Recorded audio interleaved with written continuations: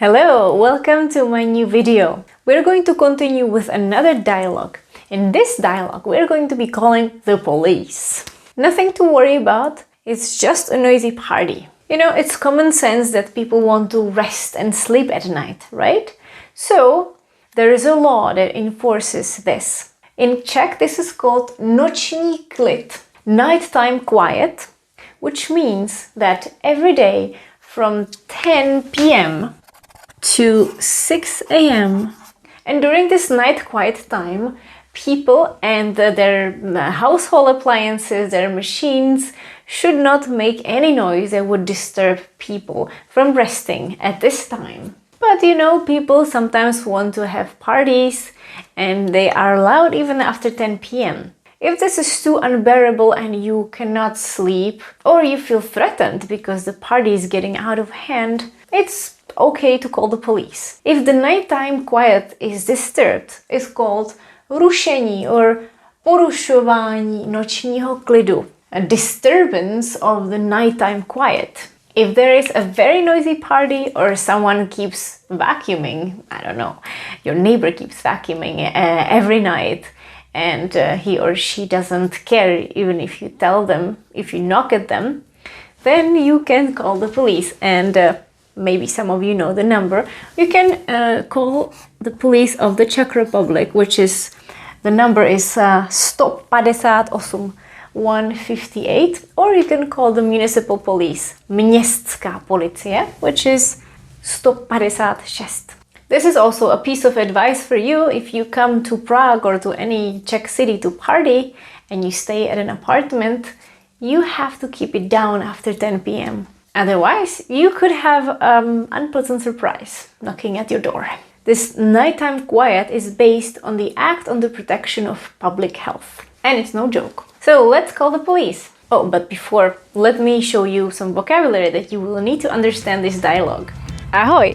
Vítejte na mém kanále Czech by Zuzka v letní sérii praktických a nepříliš gramatických videí. Vaše letní lehká dávka češtiny právě začíná. First, let's take a look at some nouns, adjectives and adverbs. Nahlas. Nahlas means out loud, or when something is loud, but this works as an adverb. You could say, hudba je nahlas. The music is out loud. Or mluv nahlas, speak out loud. Versus hlasitá. Hlasitý, hlasitá is an adjective. Something is loud. Hlasitá party. You could say, hudba party je hlasitá. The party, the music is loud.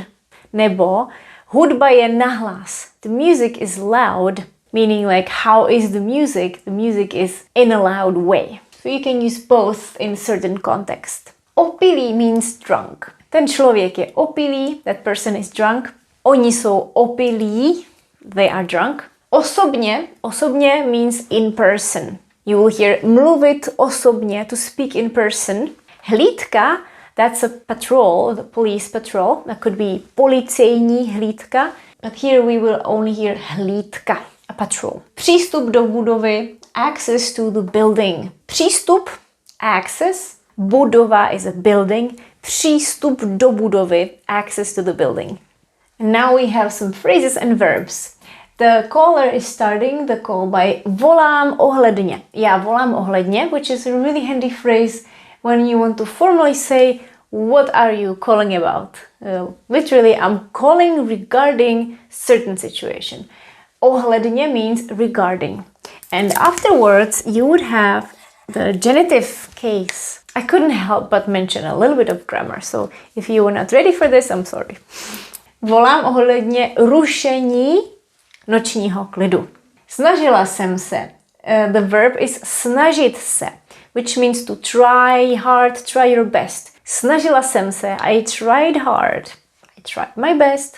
And there's another verb, domluvit se. Domluvit se means to come to an agreement, to communicate and come to an agreement. Interesting thing that you might notice is that although domluvit se usually is reflexive, in this sentence there is only one se, and that is this one, because we can avoid this repetition when we already have one se. Zvonit means to ring, And also when you ring someone's doorbell, you say zvonit na někoho. To ring at someone. Zvonit. Zajistit. This means to provide or also to ensure. This is followed by the phrase we had previously. Zajistit přístup do budovy.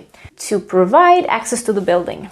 And this is a handy phrase. Nedokážu říct. Nedokážu to říct. I can't tell. Nedokážu říct. Can't tell, can't say. So now we're ready and let's make the call. Jdeme na to. Natural pace first.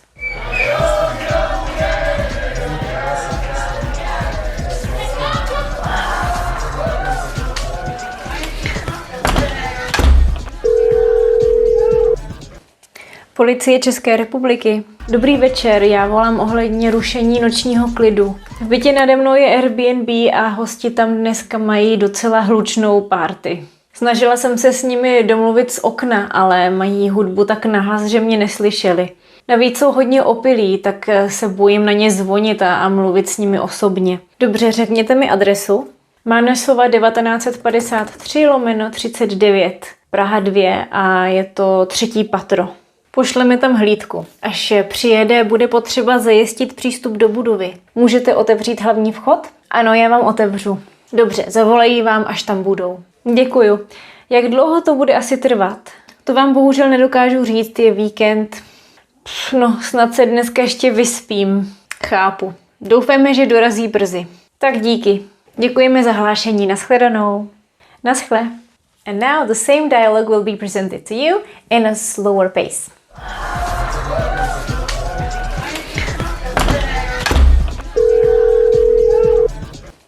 Policie České republiky. Policie České republiky.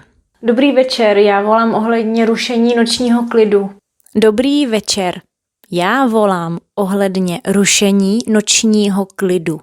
V bytě nade mnou je Airbnb. V bytě nade mnou je Airbnb A hosti tam dneska mají docela hlučnou party. a hosti tam dneska mají docela hlučnou párty. Snažila jsem se s nimi domluvit z okna. Snažila jsem se s nimi domluvit z okna, Ale mají hudbu tak nahlas, že mě neslyšeli. ale mají hudbu tak nahlas, že mě neslyšeli. Navíc jsou hodně opilí, Navíc jsou hodně opilí, tak se bojím na ně zvonit a mluvit s nimi osobně. tak se bojím na ně zvonit a mluvit s nimi osobně. Dobře, řekněte mi adresu. Dobře, řekněte mi adresu. Mánesova 1953/39, Praha 2. Mánesova 1953/39, Praha 2 A je to 3. patro. a je to 3. patro. Pošle mi tam hlídku. Pošleme tam hlídku. Až přijede, bude potřeba zajistit přístup do budovy. Až přijede, bude potřeba zajistit přístup do budovy. Můžete otevřít hlavní vchod? Můžete otevřít hlavní vchod? Ano, já vám otevřu. Ano, já vám otevřu. Dobře, zavolají vám, až tam budou. Dobře, zavolají vám, až tam budou. Děkuju. Jak dlouho to bude asi trvat? Děkuju. Jak dlouho to bude asi trvat? To vám bohužel nedokážu říct, je víkend. To vám bohužel nedokážu říct. Je víkend. No, snad se dneska ještě vyspím. No, snad se dneska ještě vyspím. Chápu. Doufejme, že dorazí brzy. Chápu. Doufejme, že dorazí brzy. Tak díky. Tak díky.